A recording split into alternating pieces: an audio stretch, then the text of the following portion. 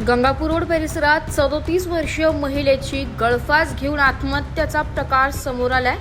गंगापूर परिसरातील अथर्व योगेश गुजराती वय वर्ष 40 यांची पत्नी भक्ती अथर्व गुजराती वय वर्ष 37 यांच्या घरातील जाचाला कंटाळून गळफास घेऊन आत्महत्या झाल्याची तक्रार गंगापूर पोलीस स्टेशन येथे नुकतीच दाखल झाली असून भक्ती अथर्व गुजराती यांचे वडील दिलीप प्रभाकर माडीवाले हे व्यवसायाने सराफी असून आपल्या मुलीने आत्महत्या केली असे कळताच त्यांनी नाशिक येथे येऊन तिला आत्महत्येस प्रवृत्त केल्याची तक्रार गंगापूर पोलीस स्टेशन येथे दाखल केली आहे।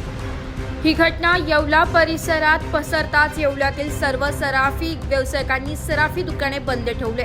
भक्ती अथर्व गुजराती यांना 5 वर्षांचा मुलगा असून भक्ती गुजराती यांच्या माहेरच्या कुटुंबियांनी जोपर्यंत भक्तीचे पती अथर्व गुजराती यास अटक होत नाही तोपर्यंत गंगापूर पोलीस स्टेशन येथेच ठिय्या आंदोलन केले आहे। घटनेचा अधिक तपास गंगापूर पोलीस स्टेशन अंतर्गत सुरू आहे।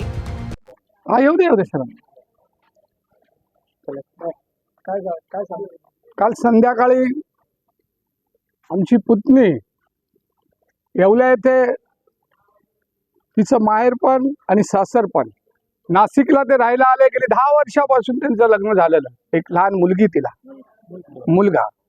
अशा परिस्थितीमध्ये जे इथं समजलं का तिला गेली 10 वर्षापासून सासूला मुलगी आवडत नव्हती, या कारणास्तव तिला त्रास देत होते। आम्ही या ठिकाणी आलेलो आहे। काल रात्रीपासून प्रेत म्हणजे काल रात्री ती वारली, सकाळी आम्हाला कळवलं आणि सकाळपासून ते आता 9, 9:30, 10 वाजलेले आहे।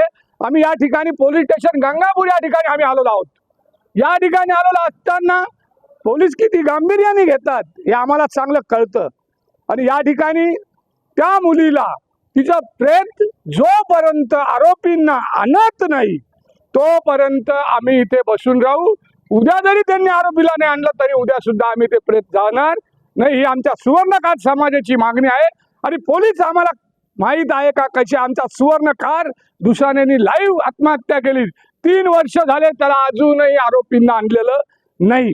आणि अशा गोडीत बोलून जर का पोलिसांनी सांगितलं का आम्ही त्यांना आणू, तुम्ही आता घरी जा, त्या मुलीला जाळून टाका, म्हणजे पोलिसांना कुठल्याही प्रकारची याच्यामध्ये गांभीर्य कधीच नसतं। आम्हाला माहीत आहे काम करत असताना जेव्हा आम्ही समाजासाठी लढत असतो, झगडत असतो, मरत असतो, या टायमाला पोलीस गोड बोलतात आणि गोड बोलून जेव्हा आम्हाला घरी पाठवतात तेव्हा दुःख झाल्याशिवाय आम्हाला होत नाही। मग पोलीस स्टेशनच्या चक्रा मारल्याशिवाय पर्याय नसतो। म्हणून आम्ही या ठिकाणी अतिशय भयावह अशा परिस्थितीमध्ये आमचं तर लेकरू आमच्या ताब्यातून निघून गेलेलं आहे आता, परंतु आम्हाला ते आरोपी इथं पाहिजे, त्याशिवाय पोलीस स्टेशन मधून आम्ही कुठेही जाणार नाही।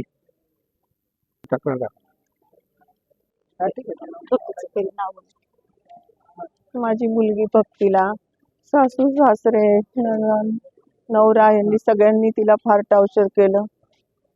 सारखं तिच्याशी बोल, घाबरू नको, तिला खूप टॉर्चर करत राहते छोट्या छोट्या गोष्टींनी। सारखे तिच्या बरोबर भांडण करायचे। माझी भाची भक्ती अथर्व गुजराती, हिचं लग्न होऊन 10 वर्ष झाले। तिला 5 वर्षाचा मुलगा आहे। तिचं जसं लग्न झालं तसं तिच्या सासूला ती आवडत नव्हती, त्याच्यामुळे ती सारखी तिला टॉर्चर करायची। तिला कुठं गेली तिला आम्ही सांगितलं का तू जाऊ नको, पण तिचा नवरा तिला लाडी गोडी लावून तिला प्रत्येक वेळेस घेऊन जायचा। तो 2-4 दिवस चांगला राहिला की रात्री तिला इतका त्रास द्यायचा। ती पोरगी शेवट तिला काय करायचं तिला समजायचं नाही। ती प्रेमविवाह केल्यामुळे ती आईवडिलांकडे जायला घाबरायची। तिला खूप त्रास दिल्यामुळे काल शेवट तिने आत्महत्या करून घेतली। आज तिचा लहान बाळ आहे, त्याचं काय व्हायचं, कसं व्हायचं।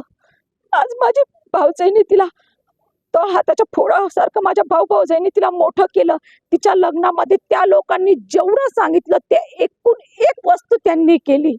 त्यांनी जे सांगितलं, जे आम्हाला नाही करायचं होतं अशा वस्तू पण माझ्या भाऊजाईंनी केल्या।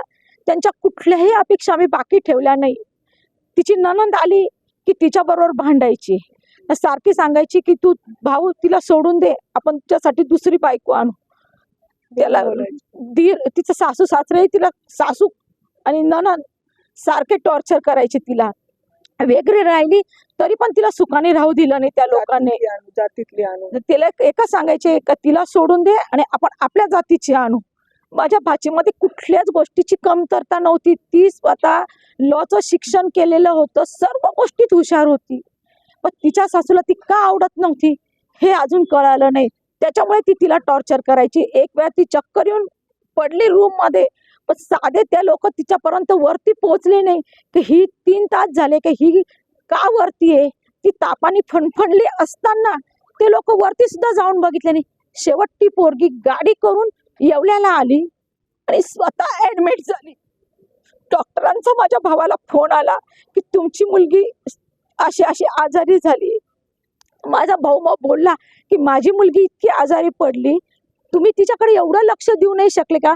तर त्यांचं सांगायचं असं होतं की तुझे वडील मला 4 लोकांमध्ये बोलले की तू लक्ष दिलं नाही. पण माझी भाची जर आज वरतून आजारी अवस्थेपर्यंत ती येवल्यापर्यंत पोहोचली, स्वतः ऍडमिट झाली, तर माझा भाऊ बोलणार ना का बाई तुम्ही लक्ष का दिलं नाही तिच्याकडे.